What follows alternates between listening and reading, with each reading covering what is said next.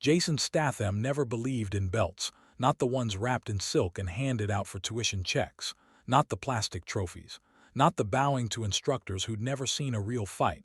He believed in control, in rhythm, in stillness. And when his daughter said she wanted to join a local dojo, he said nothing, not yes, not no, he just watched. Lily was 16, fierce, focused, but not loud. She didn't tell him when she signed up. She didn't need to.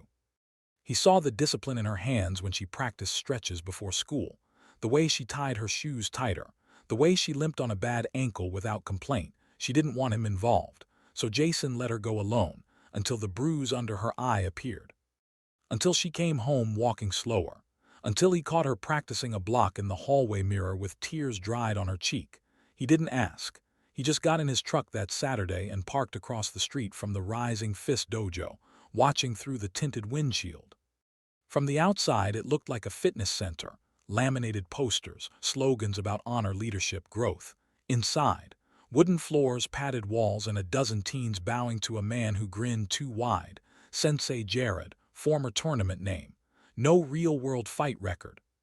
A voice trained for microphones, not mat calls. Jason knew the type, flashy, loud, overconfident because they'd never been humbled properly. Jason stayed in the truck, waited, watched.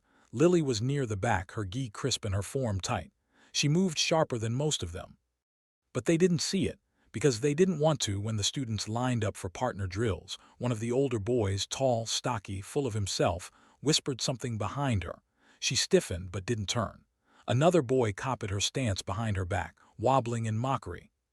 A few others snickered. The sensei saw it. He smirked, called it competition energy. Jason opened the door, calm, silent, no weight in his footsteps. He stepped inside and removed his boots slowly, with the kind of patience you earn from decades of not needing to prove anything. The mat was loud with chatter and footwork. Nobody noticed him. Nobody except Lily. She saw him across the room. Her face didn't brighten, didn't drop, just steadied, as if his presence alone braced her spine. Sensei Jared clapped. All right, let's move into sparring drills. Let's see who's been practicing. He looked at Lily, smiled. Why don't you show us what you've learned? Jason's stomach didn't shift, but behind his eyes something flickered. That wasn't an invitation. It was bait. The older boy, Mason, stepped forward immediately. Junior black belt. Big. Braggy. His framed photo was on the dojo office wall. Sensei's favorite. This wasn't a match. It was a message. Jason said nothing. He didn't nod to Lily, didn't signal her, didn't intervene. She bowed. They squared off. The bell wasn't even necessary. Mason charged recklessly, high step, wild hook. Lily blocked it clean but stumbled slightly from the weight. The room laughed, not loud but enough. Jason's jaw didn't move. His stance didn't shift. Mason came again. Low kick this time. Hard, not illegal, but not safe either. Lily stepped back, shook it off. Eyes locked forward. Sensei Jared shouted from the side. Hands up, Lily. Don't freeze up now. Jason blinked. Once. The room didn't notice.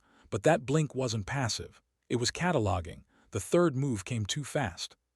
Mason feinted left, then swept her legs from under her. She hit the mat hard. Her head thudded. The room exhaled in amusement. Again, Jared called. Jason took a step forward. The sensei turned. Sir, I appreciate you being here, but we don't allow parents on the mat during sparring. Jason didn't move, didn't speak. Jared held the stare for 2 seconds, then looked away. Something in Jason's silence felt heavier than anything he'd heard shouted in a ring. Lily stood up. Her lip had a small cut, but her hands, tighter now, shoulders squared, her breath slowed. Jason didn't move, and that was her signal. Mason moved in again, the same overconfident charge. Lily ducked under, spun, hit the mat with both feet and struck his side with a sharp tap that knocked him just slightly off rhythm. The dojo went quiet. He grunted, eyes narrowing. Not playful anymore. Careful now, Jared warned. Jason still hadn't flinched. Lily stepped into position, lowered her stance. This time her footwork shifted. The way she moved, it wasn't dojo standard. It was Statham, the pivot, the bounce, the slight shoulder feint. These weren't learned here.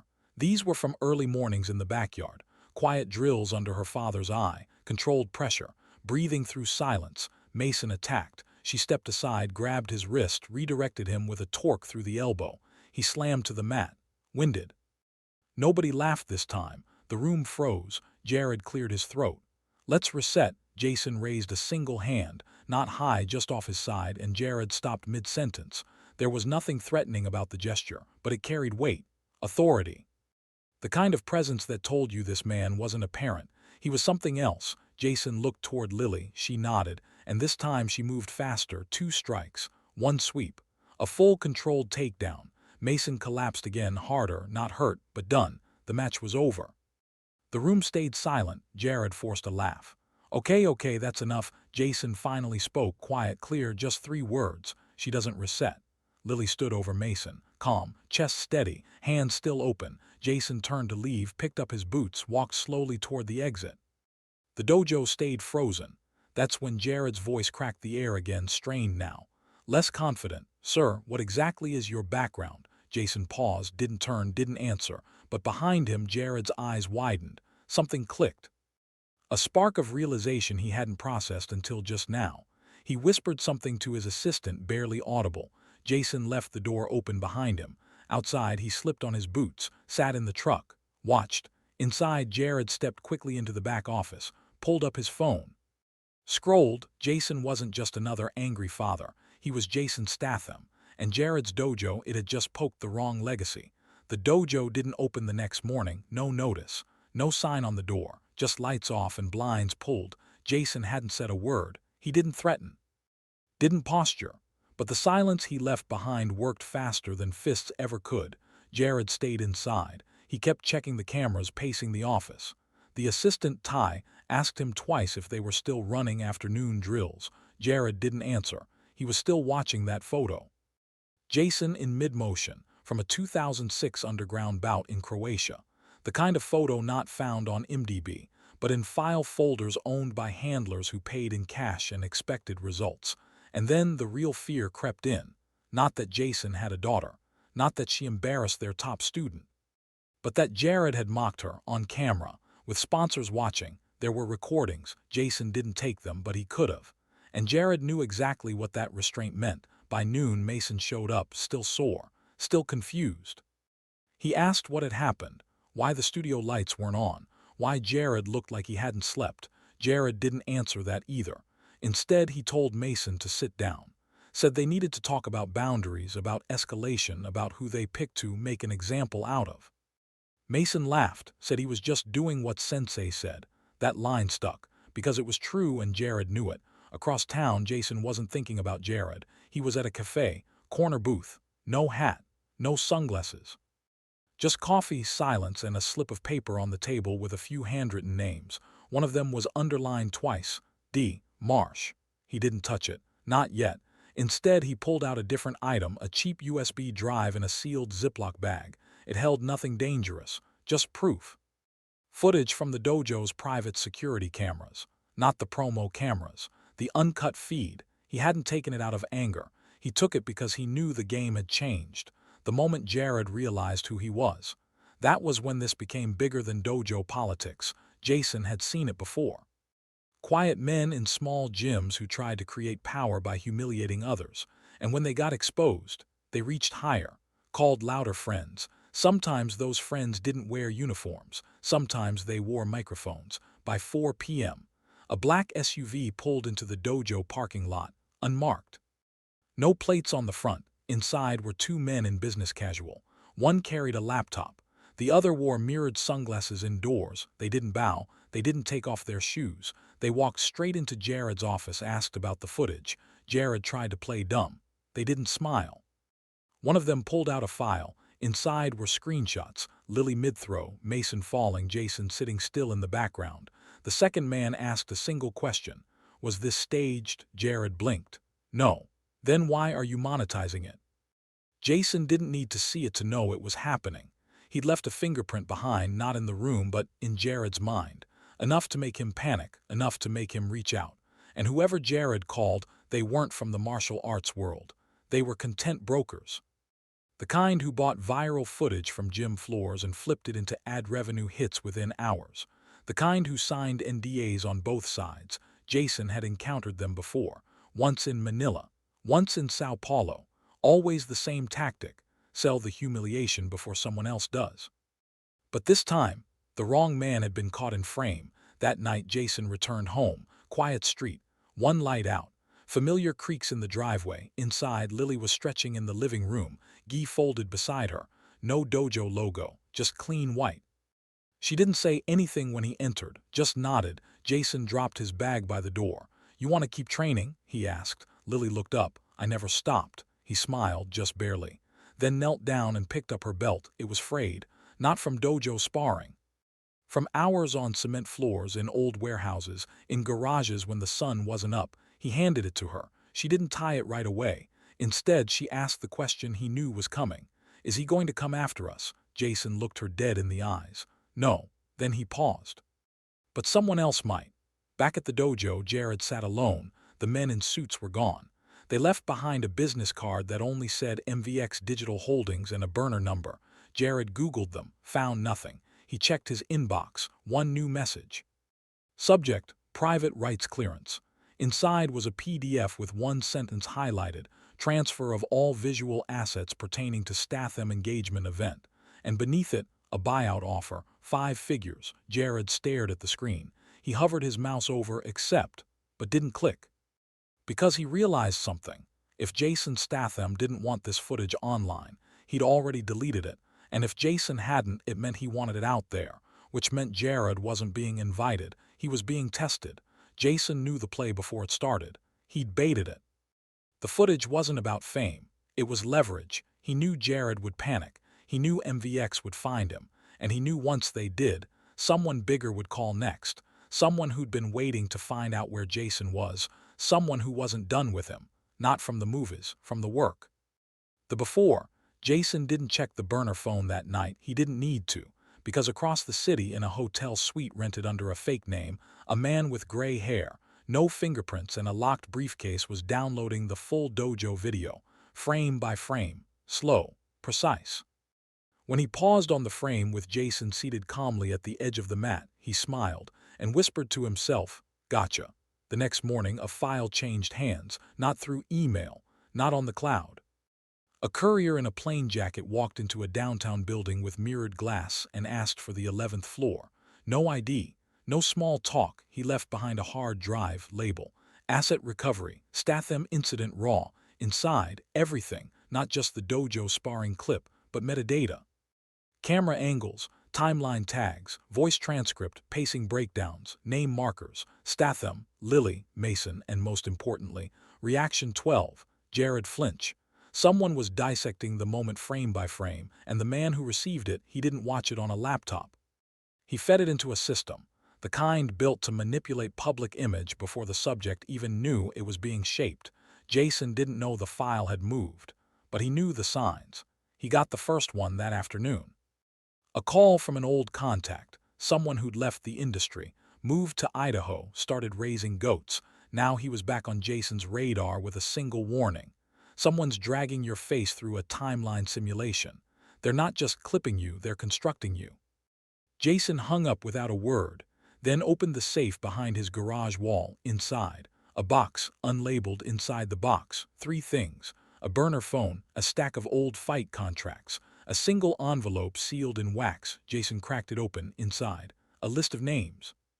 Half of them crossed out in red ink, one still circled, Dylan Marsh. Jason knew the name. He'd seen it in dossiers back when contracts were off books and silences were enforced by cash, not courts. Dylan wasn't a fighter. He was a curator of erasure. A man who didn't just cancel reputations. He rewrote them, removed cause, inserted fiction, sold the story back to networks looking for clicks. And if Marsh had been given the dojo footage, it meant this wasn't about humiliation anymore. It was about identity theft, digital, psychological, permanent. Back in Vegas, Jared was unraveling. He tried to ignore the buyout offer, deleted the message. Then the footage appeared anyway, but not on YouTube, not on TikTok. It showed up in a training seminar run by MVX.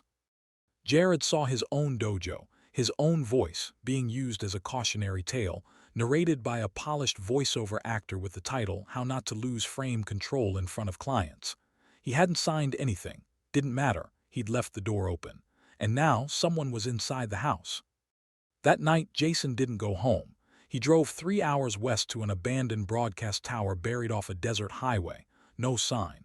No fences, just dust and steel. Inside, beneath the floorboards, was a safe he hadn't opened in 9 years. He cracked it with a gloved hand.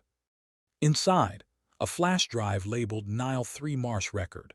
It wasn't a kill file. It was a breadcrumb, the last time Jason had seen Marsh's footprint. A fake trafficking ring built to discredit a whistleblower. Jason had pulled the plug on that job early. Marsh hadn't forgotten. Now, neither had he. By morning. Jason was in Phoenix. The address wasn't public, a tower registered as Nucleus Health Billing. Inside, an entire floor sealed off from employees. The elevator required a card. Jason didn't have one, so he waited, watched. And when the delivery tech from Vend X entered the lobby, Jason stepped in behind him, held the door, and said nothing. 10 minutes later, he was standing in front of Marsh's hallway. Steel doors, no logo, one camera. Jason tilted his head up and let it see him, then left. Hours later, in an apartment 40 miles away, Marsh stared at the paused frame. Jason's face, no emotion, just presence. Marsh closed the laptop slowly, then pressed one key. Activate simulation protocol. Instantly, a room full of monitors began rendering mock interviews, conflict reenactments, and staged fallouts.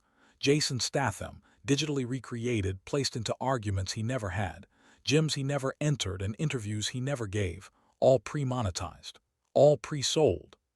Because Marsh knew the rule: truth doesn't matter, only memory. Jason knew Marsh wouldn't strike with footage first, he'd strike with sentiment, and right on time it began. A blog post, anonymous but SEO optimized.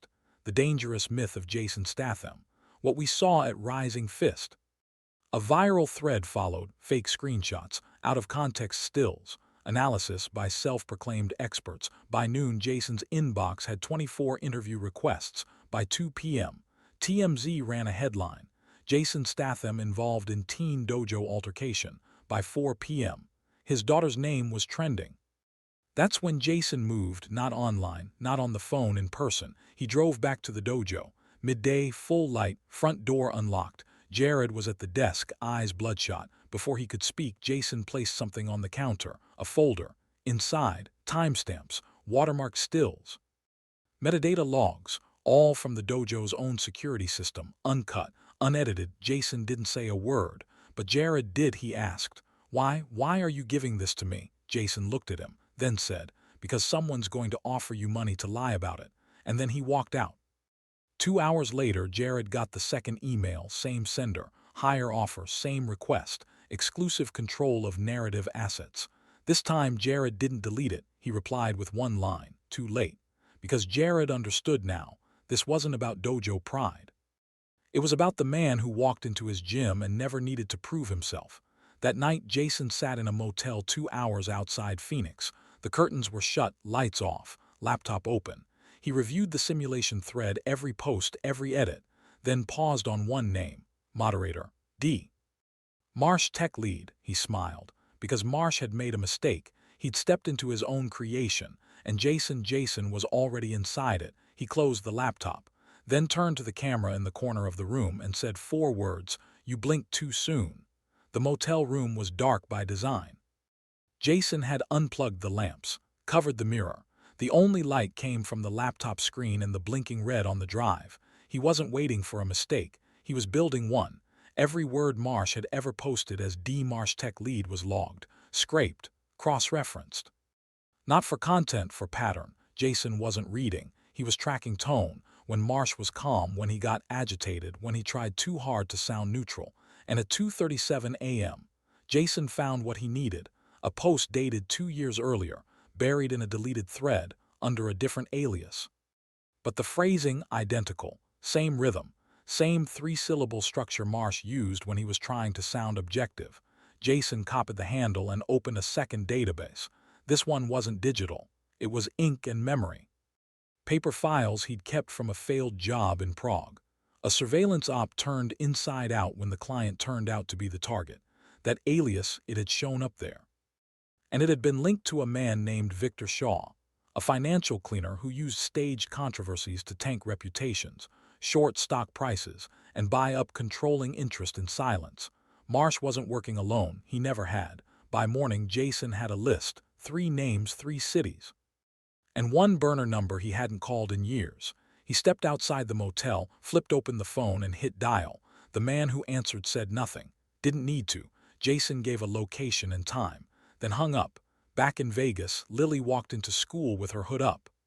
The hallway felt louder, not because anyone was talking, because they weren't. Silence had weight now. Every sideways glance.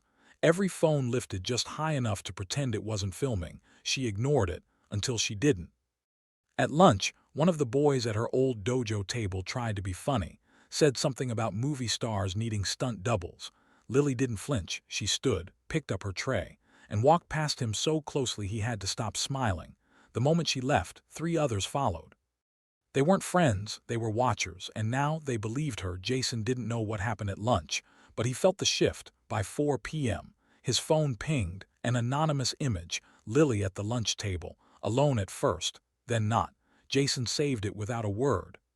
Because loyalty doesn't announce itself, it shows up. At 5:12 p.m., Jason arrived at a warehouse near the outskirts of Flagstaff. It looked abandoned. It wasn't. Inside were 2 chairs, one metal table, and a man in a gray jacket already waiting. He wore no watch, no ring, no scent. He wasn't there to be remembered. Jason sat without speaking. The man reached into a small black folder and slid over a series of stills, each one watermarked, each one showing Jason but not Jason, mock-ups, simulations, false timelines. Then a single question. How do you want this to end? Jason didn't blink. He simply said, I want the source. Across the country, in a fortified townhouse with mirrored windows and private security, Victor Shaw poured himself a drink. He'd already seen the folder land on Jason's table. He didn't flinch, didn't worry. He'd built this firewall for years, layers between truth and narrative. He didn't erase people, he discredited them, quietly, permanently. And Jason, he was supposed to fold. But instead, he traced it back to the exact moment Shaw's firm acquired controlling interest in MVX Digital Holdings, just 72 hours before the Dojo incident. Coincidence? No such thing. Jason stood in the warehouse, hands loose at his sides. The man across from him asked another question. If you go after Shaw, what's the play? Jason leaned forward slightly. I don't need to go after Shaw, I just need him to speak. And with that he dropped a single USB drive on the table. The man looked at it, then looked up. Recognition. Berlin, he muttered. Jason nodded. The drive contained surveillance audio from 2012. Victor Shaw bragging about destroying a journalist before her story ever broke. And now it was leverage. The man left the warehouse, didn't say goodbye, didn't take the front door. Jason remained still until his phone lit up an address. Downtown LA, underground parking deck, private elevator. Shaw would be there, not for a meeting, for a display. He thought Jason was coming to beg, to reason. Jason wasn't coming to talk. He was coming to end the loop. Lily got home before dark. Jason wasn't there, but the note was. You did more than hold your ground. You reminded them what stillness is. She folded it carefully, then opened the closet where she kept her gear. This time she pulled out her father's gi, the one with no stripe, no color. Just wear and history. She put it on and went outside to train, not for tournaments, for memory, for meaning, for the parts of her legacy no algorithm could rewrite. Jason entered the parking deck alone. No weapons, no bag, just a black hoodie and the stillness in his breath. A private elevator awaited. At the top, Victor Shaw, 3 security contractors, 2 assistants, and a half-empty decanter of something expensive. Shaw looked up when Jason entered. He smiled like this was a reunion. Jason said nothing. He walked to the center of the room, placed a small USB on the glass table, and turned to leave. One assistant moved forward too quickly. Jason paused, spoke for the first time. Careful. The man froze. Shaw's smile faded. Jason walked out. He didn't need to explain, because the file spoke louder than anything else. It wasn't evidence. It was insurance, and Shaw knew it. That night, Marsh tried to log into his admin panel. It was gone, reassigned. His account locked, his credentials revoked. An internal audit was underway, not from law enforcement, from the people who paid him. Because when you lie for profit, the first truth that kills you is your own client's fear. At 11:03 p.m., Jason got a text, no name, just a phrase. Thread collapsed. System rerouting. He deleted it, then stepped outside. The air was cooler, the wind slower, no noise. Just gravel under boots and peace, not permanent, but earned. Jason didn't sleep that night. He sat by the motel window, boots still on, watching the parking lot go silent. Marsh was neutralized, Shaw was exposed, but there was one name left on his list, not for revenge, for closure. He pulled a folded note from his jacket, creased and weathered. The one that arrived with the old photograph. The one signed with a location and a time. Jason hadn't gone yet. He was waiting not for safety, for readiness. And now, he was ready. At 3:47 a.m., he packed only what he needed. A folded gi, a pair of taped gloves, and the USB drive marked Legacy. Then he drove, not fast, not urgently, just forward toward Ukraine, toward the ravine. Back in Los Angeles, Victor Shaw was gone, left the city before dawn. Private jet, no manifest, his systems were shredded. His backups erased, and his buyers, they weren't happy. But Jason didn't care about the buyers. He cared about the message. Erase a man digitally and it's an attack. But erase his daughter's memory of who her father is. That's a war. Lily didn't train at the dojo anymore. She didn't need Matt's, didn't need Sensei Jared's approval. She trained in silence. Backyard, garage, beach. Wherever there was stillness, there was purpose. One afternoon, she found a note taped to the garage mirror. Only 3 words: finish what's yours. She read it. Then began her first kata, not for a belt, for her bloodline. Jason crossed the border quietly, no customs, no trail, just a forged ID and a ghost's instinct. By midday, he stood at the edge of the ravine. Same cracked stone, same iron stench beneath the wind. The pit hadn't changed. But Jason had. His shoulders were tighter, his pulse slower, and at the far end of the circle, a man, waiting, gray-bearded, thick-boned, scar on the left eye, Armin Volkov. They didn't shake hands, didn't nod, they just circled. Old instincts kicked in, weight transfer. Breath control, silent calculation. There was no referee, no bell, just truth. The first strike came fast. Armin didn't test, he attacked. A brutal elbow combo designed to disorient. Jason blocked the first, ate the second, countered with a hip twist that grounded them both. No punches thrown, no blood spilled, just friction, like wolves measuring legacy. 10 minutes passed, stillness, reset. Another charge. This time Jason struck, not wild but surgical. A palm to the ribcage, a grip under the shoulder, a takedown Armin didn't see coming. But when he hit the dirt, he smiled. Not because he lost, because it was clean and real. They stood, breathing hard, neither speaking. Armin reached into his coat. Jason tensed. But all he pulled was a drive. Tossed it underhanded. Jason caught it. It was labeled Marsh. Original bitters. Jason looked up. Armin finally spoke.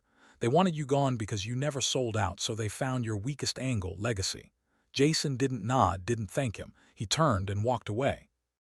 Back in Vegas, the Rising Fist Dojo was under new management.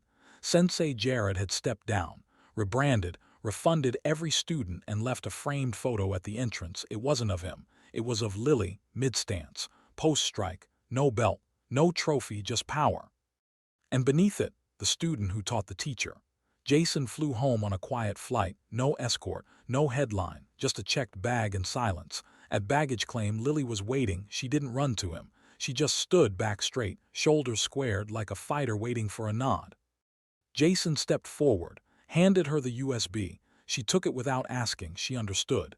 That night she played it, not on a computer, on a projector cast across the backyard wall. Footage of Jason in the ravine, training, fighting, being, no cuts, no edits, no spin, just her father.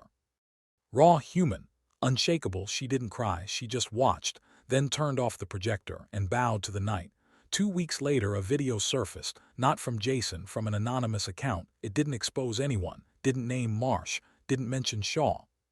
It just showed one thing: Lily training, moving, striking, alone, confident, real. The caption read, "Legacy isn't inherited, it's chosen."